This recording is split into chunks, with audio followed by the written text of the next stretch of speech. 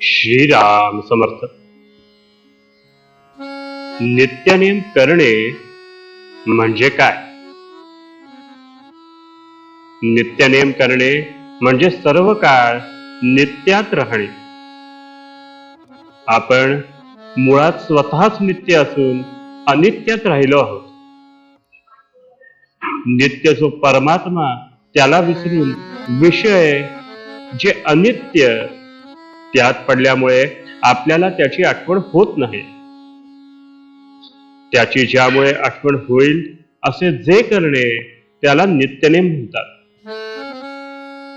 आपण नेहमीच नित्यनेमात असावे, पण तसे होत नाही. म्हणून दिवसातून थोडा वेळ तरी त्याची आठवण होण्याकरिता काही वाचन आणि वाचलेल्याचे मनन करावे, म्हणजे त्याची सवय होते. जो अखंड नामस्मरण करतो तो नेहमीच नित्यनेमात असतो. नित्यनेम खरा कोणी केला असेल तर तो ब्रह्मानंद बुवांनीच. आपल्याला सदा नामात कसे राहता येईल याचा आपण विचार करावा. याकरिता गुरु आज्ञा प्रमाण मानणे हेच खरे साधन आहे. गुरु सांगेल तोच नित्यनेम होय, त्याला शरण जावे.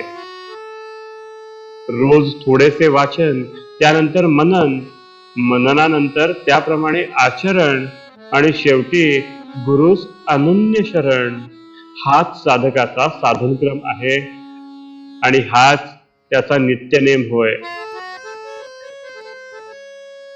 आपले आयुष्य जसजसे वाढत जाईल तसतशी साधकाची भगवंताला भेटण्याची उत्सुकता वाढत गेली पाहिजे. केवळ नेम आहे म्हणून उगीच करू नये. साधकाने कोणतीही गोष्ट मनापासून करायला शिकावे.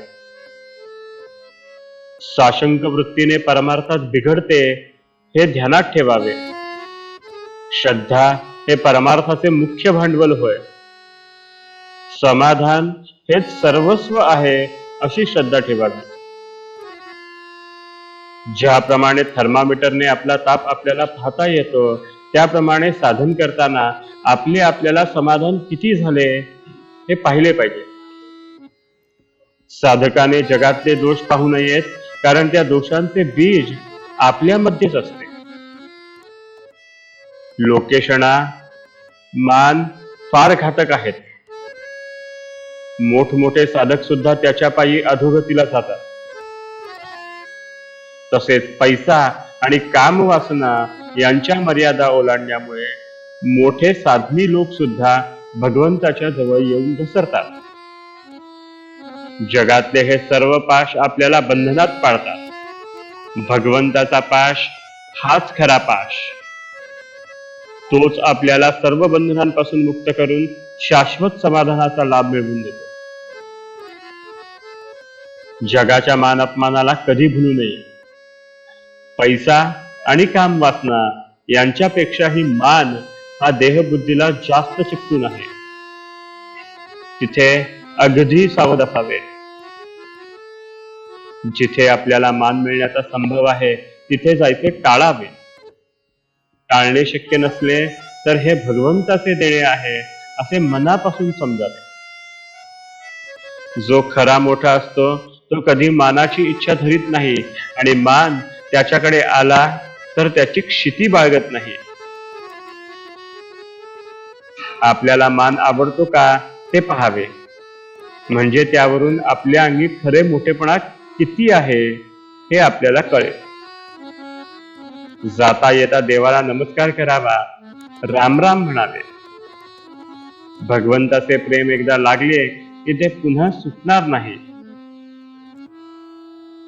आजचे बोधवचन: भगवंताचा पाश हा पाशच खरा, पण तो आपल्याला बंधनापासून मुक्त करतो.